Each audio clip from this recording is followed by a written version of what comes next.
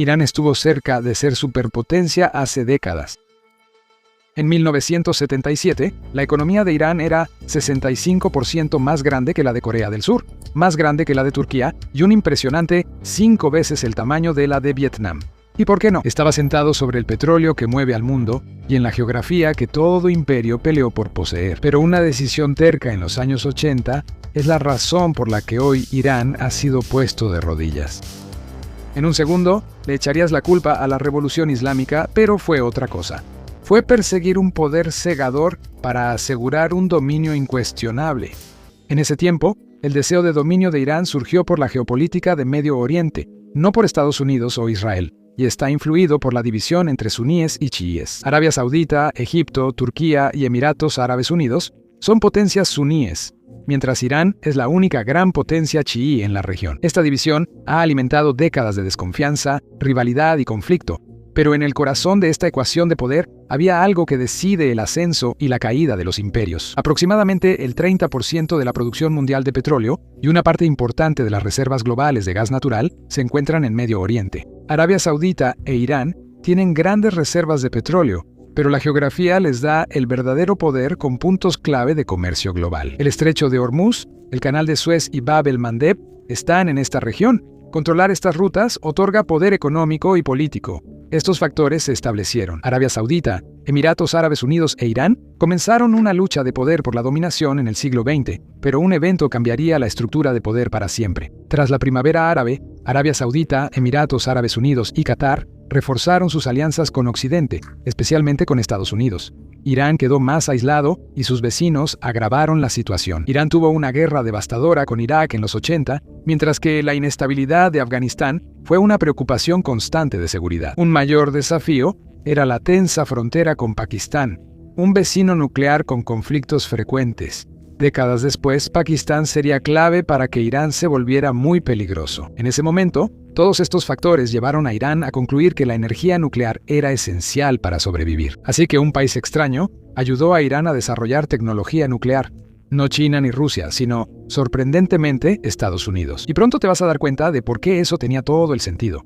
El camino nuclear de Irán empezó incluso antes de que existiera cualquiera de las grandes adversidades que hemos mencionado. Bajo el Shah Mohammad Reza Pahlavi, Irán lanzó una serie de ambiciosos proyectos nucleares con gran apoyo de Estados Unidos y Europa. Según Akbar y Ahmad, Irán ya estaba realizando investigación y formación nuclear en la Universidad de Teherán a finales de los años 60. Este trabajo se centró en un reactor de investigación de 5 megawatts suministrado por Estados Unidos, que entró en operación en 1967. Apenas unos años después entró en vigor el Tratado de No Proliferación Nuclear. Irán se convirtió en uno de los 62 signatarios originales. A mediados de los 70, las ambiciones nucleares de Irán crecieron mucho. En 1974, el Shah anunció una meta audaz: generar aproximadamente 23.000 megawatts de electricidad con energía nuclear en un plazo de 20 años. Para lograrlo, Irán firmó contratos importantes con proveedores nucleares occidentales. Se asoció con Kraftwerk Union para construir 2 reactores de 1.200 megawatts en Bushehr, la cereza del pastel. Simultáneamente, se negociaba con una empresa francesa para 2 reactores más. Tenía sentido que Estados Unidos ayudara a Irán en tecnología nuclear, porque, como parte de su política de la Guerra Fría, esto buscaba mantener a Teherán ligado a Occidente, y se suponía que era con fines pacíficos. Irán invirtió fuertemente en el ciclo del combustible nuclear en 1974. Según se reporta, invirtió $1.000 millones en Eurodif. Tamad indica que Irán buscaba capacidades propias, como un nuevo centro de investigación nuclear en Isfahán Oriental y esfuerzos de minería y procesamiento de uranio. Pero un buen día, años de progreso se fueron por el caño. La revolución se había hecho realidad y en Jomeini, la figura emblemática en torno a la cual se había aglutinado la oposición, había un líder ya hecho.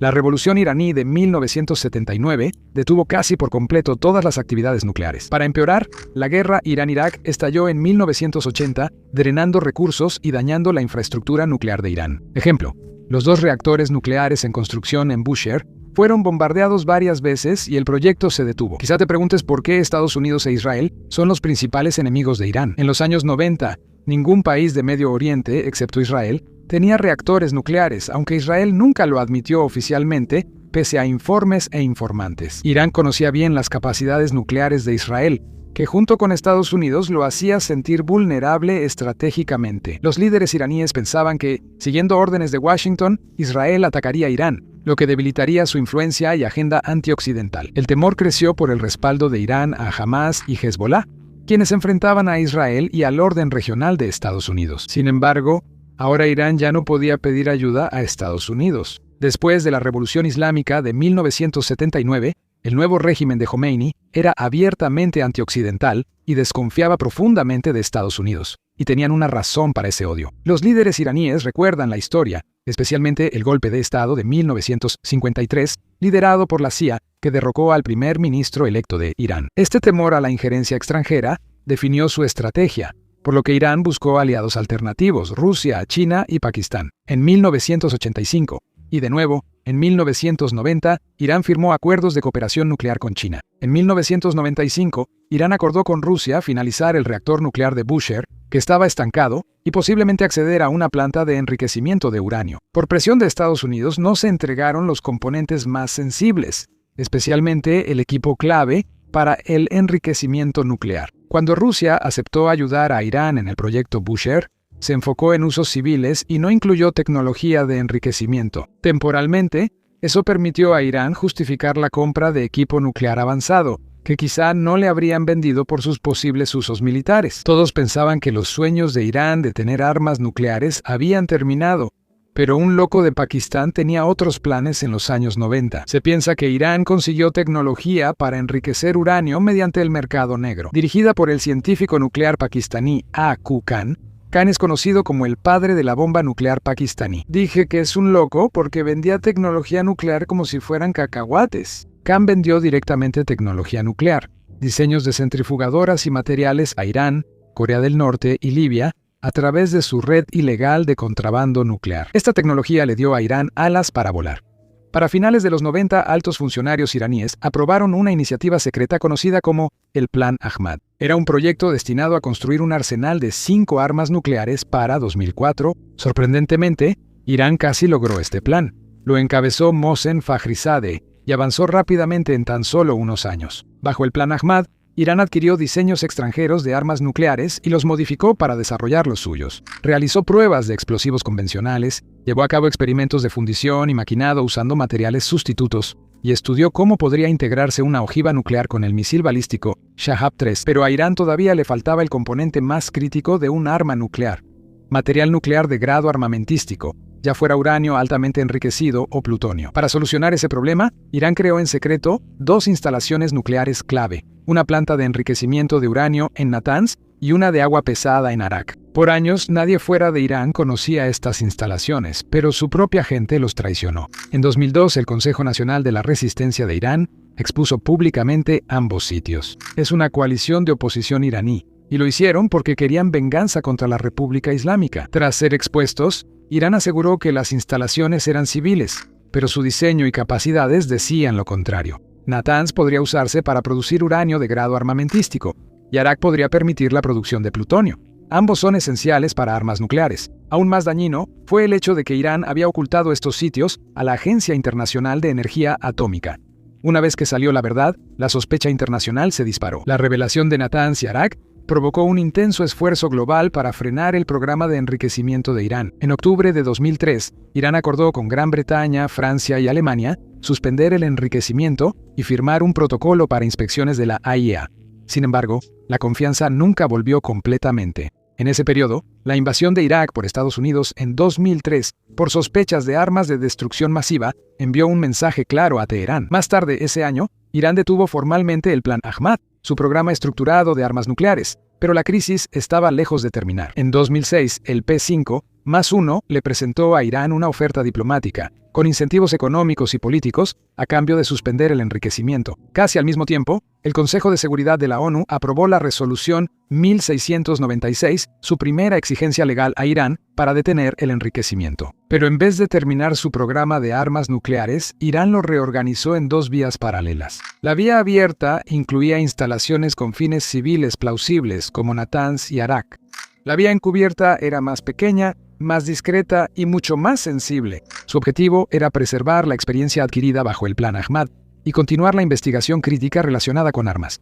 Según el OIEA, actividades como el modelado por computadora de la implosión nuclear, la dinámica de compresión y el rendimiento explosivo continuaron al menos hasta 2009. Ese mismo año, Barack Obama, Nicolas Sarkozy y Gordon Brown revelaron conjuntamente otro sitio secreto, una instalación encubierta de enriquecimiento de uranio cerca de la ciudad de Qom. Después, el mundo la conocería como la planta de enriquecimiento de Fordow. Estimaciones de la inteligencia israelí sugieren que casi el 70% de los científicos que antes trabajaban en el Plan Ahmad fueron absorbidos en una nueva organización, SPND, la Organización de Innovación e Investigación Defensiva de Irán. Para 2010, Irán cruzó un umbral de locura. Empezó a enriquecer uranio al 20%, lo cual era una locura, ya que a partir de ese nivel se considera uranio altamente enriquecido. Cuando el enriquecimiento alcanza ese nivel, obtener uranio de grado armamentístico superior al 90% se vuelve mucho más fácil. Los esfuerzos de enriquecimiento de Irán dependían principalmente de la tecnología de centrifugadoras de gas. Para entender por qué esto alarmó al mundo, considera que este uranio natural contiene solo 0.7% del isótopo fisible U-235. Básicamente, el uranio natural no puede alimentar un reactor nuclear. Solo alrededor del 0.7% sirve para eso, lo cual es muchísimo menos. Y aquí es donde entra el enriquecimiento. Los reactores nucleares civiles requieren enriquecerlo solo al 3,5%, pero llegar al 20% es el verdadero umbral. Enriquecer uranio de nivel natural a 20% requiere mucho más esfuerzo que llevarlo de 20% a grado armamentístico. Por eso el programa de Irán causó tanta preocupación global. Aunque no era grado armamentístico, redujo mucho el tiempo que Irán necesitaría para lograrlo. En ese periodo, Estados Unidos estaba centrado en la guerra contra el terrorismo, buscando a líderes de Al-Qaeda, sobre todo a Osama Bin Laden. Durante este tiempo, cualquier signo de inestabilidad o cooperación encubierta en la región se tomaba muy en serio. Salieron a la luz informes de inteligencia que señalaban vínculos entre el Ministerio de Inteligencia y Seguridad de Irán y redes militantes. Comprobadas o no, estas acusaciones hicieron que las ambiciones nucleares de Irán parecieran más peligrosas ante el mundo, sobre todo para Estados Unidos e Israel. Para Israel, se volvió una amenaza existencial porque los líderes iraníes soñaban con aniquilar a Israel con armas nucleares, así que Israel hizo magia negra. En las centrífugas. Las centrífugas se aceleraron más allá de lo seguro. Los rotores tambalearon, rozaron y se doblaron en sus carcasas, y muchas se agrietaron o rompieron. Las pantallas de la sala de control mostraban todo normal, aunque parecía que un fantasma rondaba o algo hizo magia negra. El mundo lo llamó fantasma. Stuxnet era un gusano informático sumamente sofisticado, diseñado específicamente para atacar las instalaciones nucleares de Irán. A diferencia de otros ciberataques, Stuxnet atacó los sistemas de control industrial, específicamente los PLC que manejaban las centrífugas de uranio en Irán. Se descubrió públicamente en 2010 y fue la primera ciberarma conocida capaz de causar destrucción física, saboteando maquinaria en silencio mientras les enviaba datos falsos a los operadores. Investigaciones posteriores revelaron que Stuxnet, casi con toda certeza, fue desarrollado por un esfuerzo conjunto, incluyendo a la Agencia de Seguridad Nacional de Estados Unidos, la CIA, y la inteligencia israelí.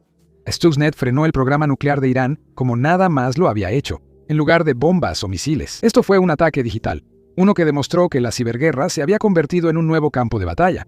Pero dije, lo frenó, no lo terminó. A pesar de la presión creciente, el programa de enriquecimiento de Irán siguió avanzando. Para el verano de 2013, Irán había instalado más de 18.000 centrifugadoras IR-1 de primera generación, junto con alrededor de 1.300 máquinas avanzadas, en su mayoría del tipo IR-2M. Al mismo tiempo, Irán había acumulado casi 9.700 kilogramos de uranio enriquecido hasta 5% y alrededor de 370 kilogramos enriquecidos al 20%. A pesar de la escalada, la diplomacia no colapsó por completo. Tras bambalinas, Irán y Estados Unidos siguieron negociando, logrando un avance llamado Plan de Acción Conjunto o JPOA. El JPOA fue diseñado como un acuerdo temporal para generar confianza. Abarcó el periodo de enero a julio de 2014, con la opción de extender el plazo de 6 meses por consentimiento mutuo.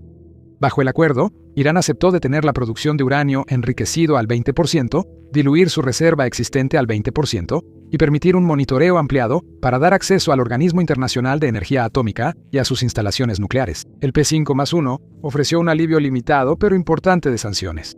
Prometieron no imponer más sanciones nucleares mientras durara el acuerdo y liberaron unos 4.2 mil millones de dólares de activos iraníes en el extranjero.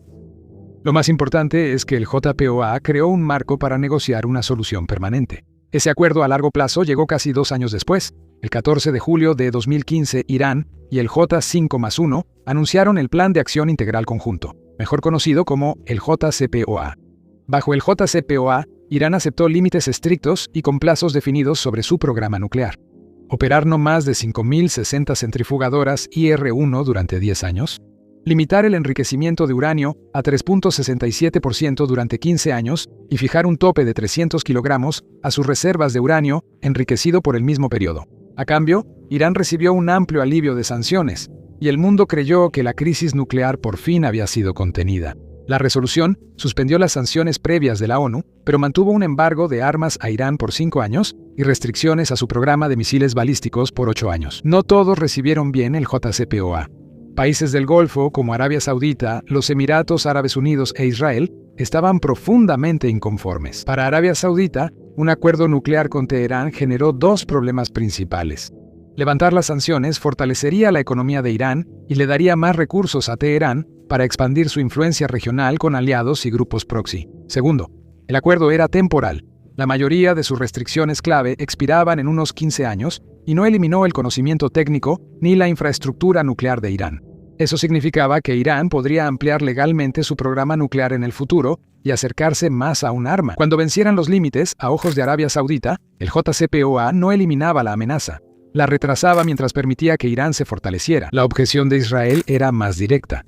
Sus líderes decían que el acuerdo no evitaba que Irán desarrollara armas nucleares. En cambio, Irán conservaba la experiencia, instalaciones y personal para reiniciar o acelerar su programa más adelante.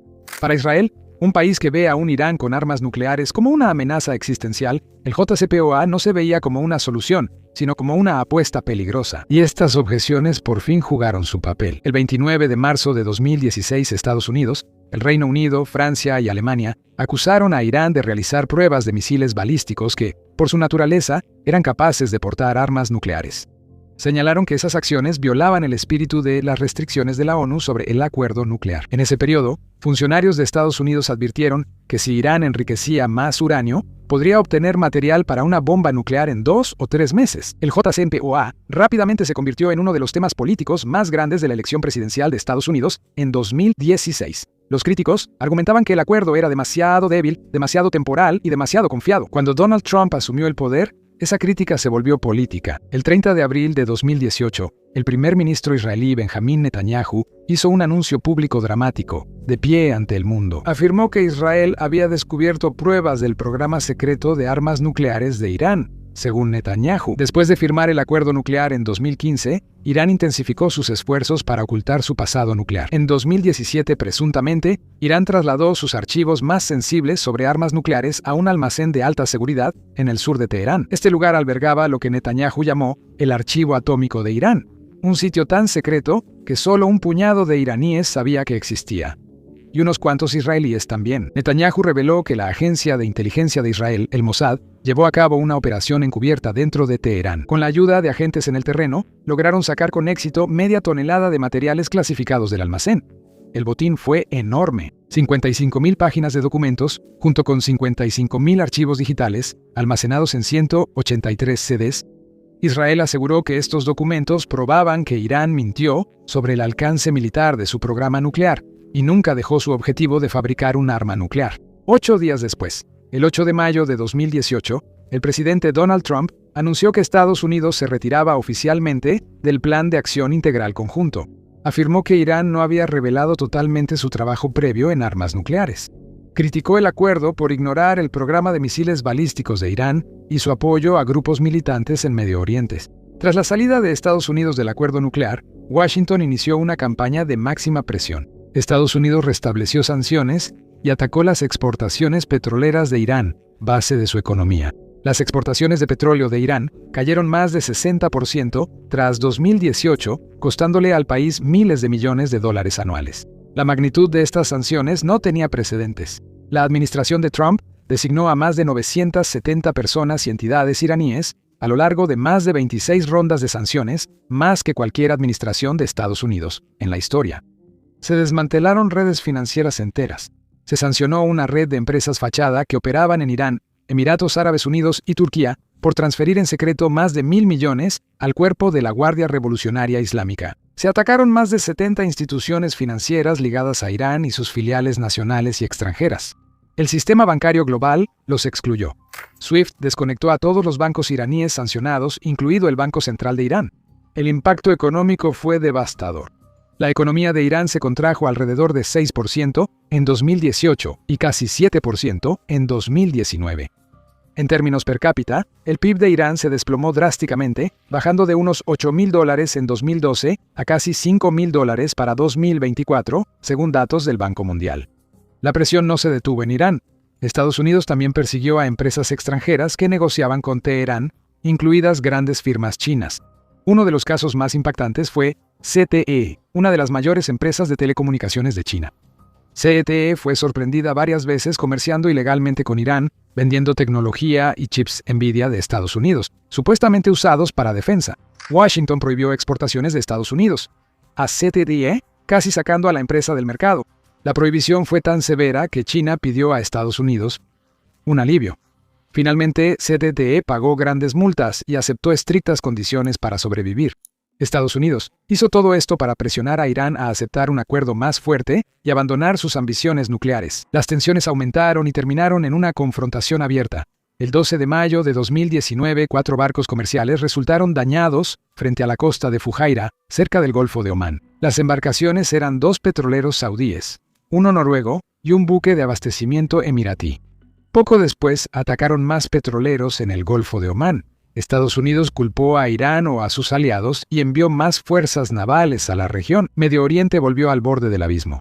En enero de 2020, Teherán anunció que abandonó los límites en su enriquecimiento de uranio, aunque esa afirmación era engañosa. Las actividades nucleares de Irán no solo se reanudaron, sino que se aceleraron mucho tras un punto de inflexión ese año. El 3 de enero de 2020, el ejército de Estados Unidos mató a Qasem Soleimani en un ataque con dron cerca del aeropuerto de Bagdad. Era comandante de la Fuerza Quds, unidad élite del cuerpo de la Guardia Revolucionaria Islámica de Irán. Soleimani era una de las figuras más poderosas de Irán, y su asesinato sacudió a la región.